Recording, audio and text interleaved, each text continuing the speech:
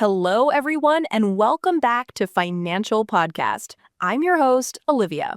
Today, we are going to delve into a fascinating term that has been circulating on Wall Street, one that offers a unique perspective on President Trump's approach to trade policy and tariffs, and how the financial markets have reacted to it. The term in question is the taco trade. It is a catchy acronym that stands for Trump Always Chickens Out. This term was coined by Robert Armstrong, a columnist for the Financial Times. The taco trade is essentially a theory or observation used by some investors and analysts to describe a consistent pattern they have noticed in the stock market's behavior in response to President Trump's pronouncements about imposing tariffs on other countries.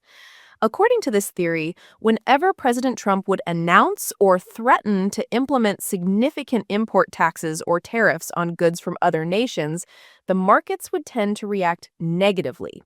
Stocks would often sell off, driven by fears that these tariffs could impede economic growth, increase costs for businesses and consumers, and negatively impact company profits. However, the Trump always chickens out aspect of the taco trade suggests that President Trump would frequently back down from his most aggressive tariff positions. This backing down could involve delaying the effective date of the tariffs, significantly reducing the initially threatened rates, or walking the threats back entirely, sometimes after negotiations.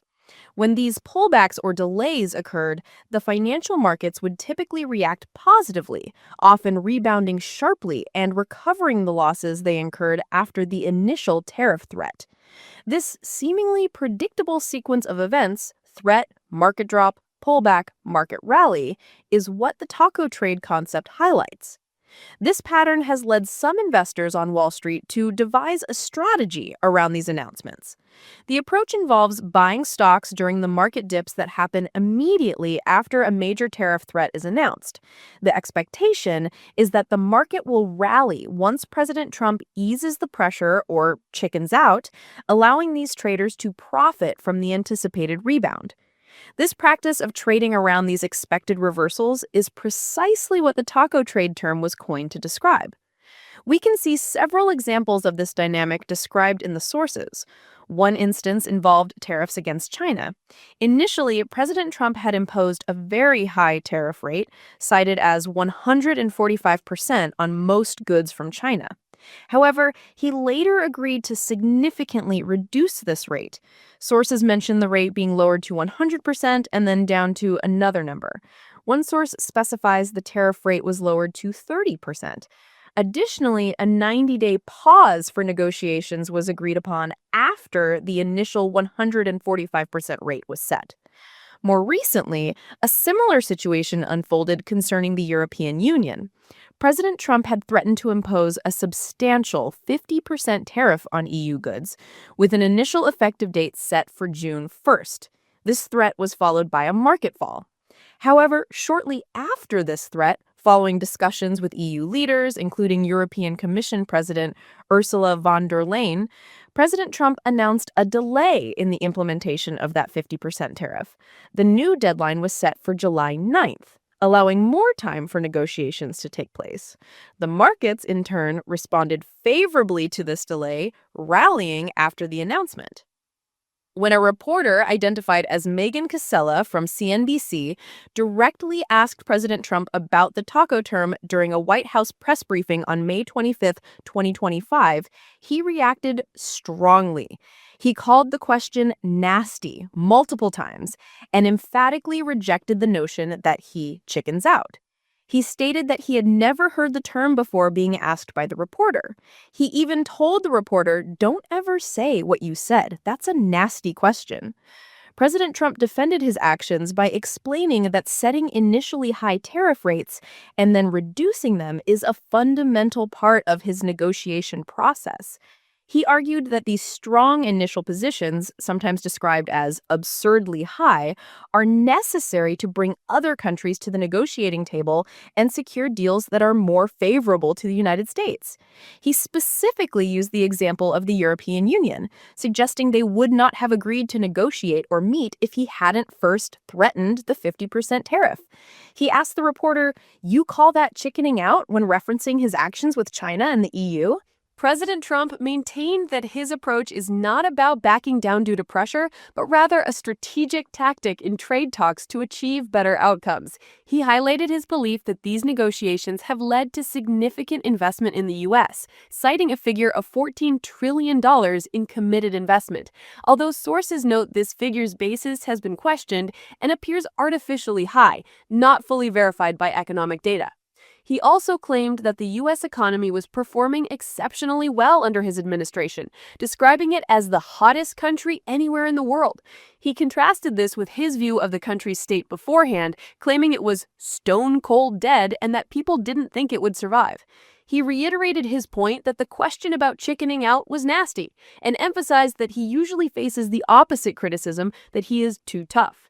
This suggests his view that his tariff strategy is perceived as aggressive and effective, rather than weak or prone to backing down under market pressure. From the perspective of businesses, both small and large, this unpredictable back-and-forth policy on tariffs can create significant uncertainty. Businesses often find it difficult to plan and make long-term decisions, such as where to source materials or locate manufacturing, when faced with potential sudden changes in trade costs and supply chain stability. While investors might find ways to profit from the volatility created by these announcements and pullbacks, as the takeout trade suggests, the lack of predictability can be deeply challenging for companies. For businesses that rely on stable international trade, this kind of approach can be described as paralyzing at best and crippling at worst.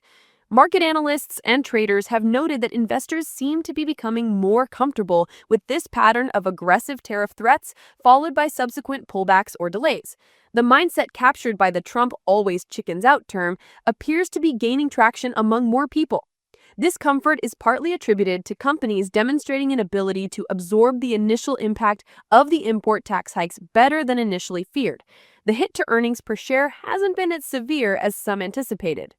However, some analysts also suggest that this increasing comfort or benign optimism might lead to a degree of complacency in the market.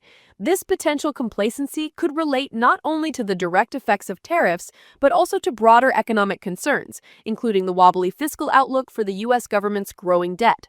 Despite the market's perceived comfort or the strategic trading around these events, the core pattern described by the takeout trade remains a notable feature.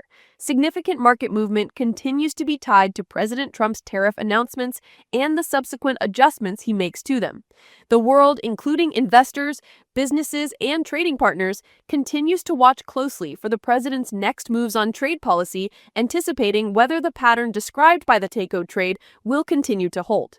Ultimately, the takeout trade concept highlights the volatility and the unique impact that President Trump's trade policy approach and his communication style have had on financial markets and the broader economy.